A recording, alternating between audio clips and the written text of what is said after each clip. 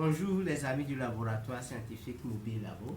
Aujourd'hui nous allons aller en classe de première, les premières D, les premières C, pour parler de la réaction d'addition du dichlore sur les arsènes ou les arsines.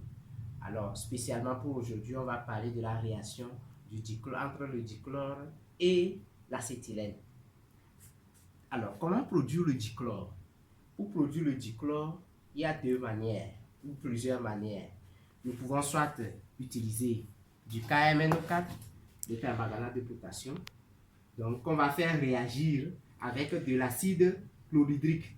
Donc là, voilà le dispositif. Nous avons besoin de ces 4 flacons. Donc je mets du permanganate ici. Je prélève de l'acide chlorhydrique concentré que je vais maintenant verser à partir d'ici sur notre KMNO4.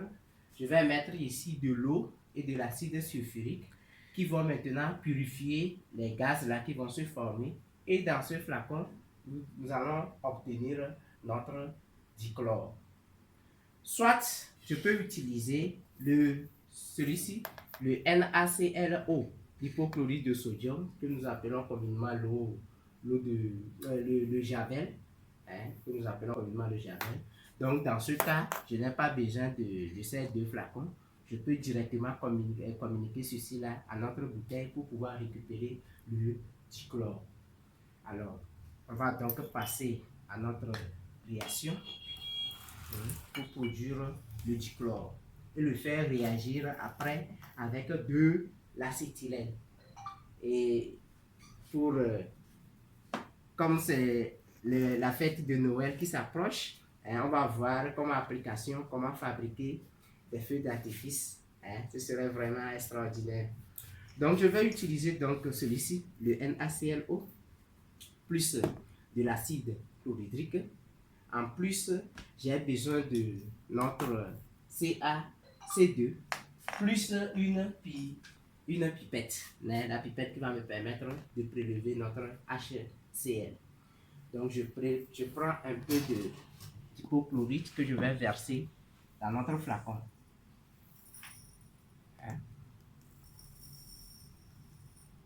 Voilà. Donc, je vais le verser dans notre flacon. Et je prélève de l'acide chlorhydrique concentré. Donc je prélève de l'acide chlorhydrique concentré et je verse cet acide-là sur notre produit. Donc je vais fermer pour permettre à ce qu'il y ait une très bonne réaction. Donc on constate que quoi?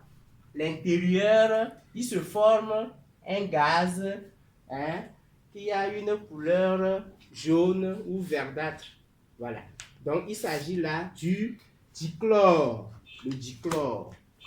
C'est le dichlore. Si vous observez, vous allez constater que ce n'est plus, voilà, ce n'est plus incolore ou bien blanc. C'est vert ou bien c'est jaune, on peut dire de façon. Normalement, ça doit être du vert. Donc, c'est le dichlore. C'est la raison pour laquelle on dit, ceux qui continuent pas à dire en sixième que voilà, les gaz sont incolores, inodores là. Non. Vous voyez, c'est le dichlore ça.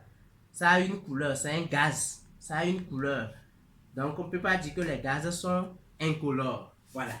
Maintenant, on va ajouter de l'acétylène. Pour produire de l'acétylène, j'ai besoin de carbure, CaC2, le carbure de calcium. Ceux qui ont fait le village doivent connaître ce qu'on appelle le carbure de calcium. Je ne vais pas donner son nom. Voilà, le carbure de calcium. Donc, nous allons prendre le carbure de calcium et mettre quelques morceaux dedans. Donc, ce carbure de calcium réagit avec de l'eau. Et lorsque ça réagit avec de l'eau, ça produit de l'acétylène. Donc, cet acétylène va réagir avec notre dichlore, ce gaz qui est là-bas. Et vous allez voir ce que ça va donner. Donc, c'est une réaction qui est vraiment dangereuse, mais aussi spectaculaire. Donc, attention si vous voulez le faire à la maison. Voilà. Voilà. Donc, on observe quoi? Voilà. Voilà. Vous voyez? Donc, nous observons. Je vais ajouter un peu de l'eau pour remuer un peu.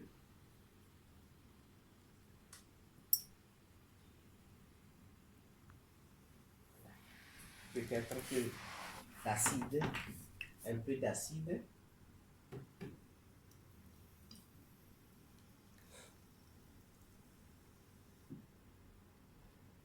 Voilà. Extraordinaire. Extraordinaire. Extraordinaire. Voilà. Donc, on constate que quoi? Il y a eu formation d'une fumée noire, hein, d'une fumée noire. Et de l'autre côté, le gaz a disparu. Hein, le gaz a disparu. Le gaz a disparu. Parce que il y a eu réaction entre l'acétylène qui s'est formée et le dichlore. Et donc, c'est ça qui a donné tout d'abord de fumée noire, hein, fumée noire de carbone.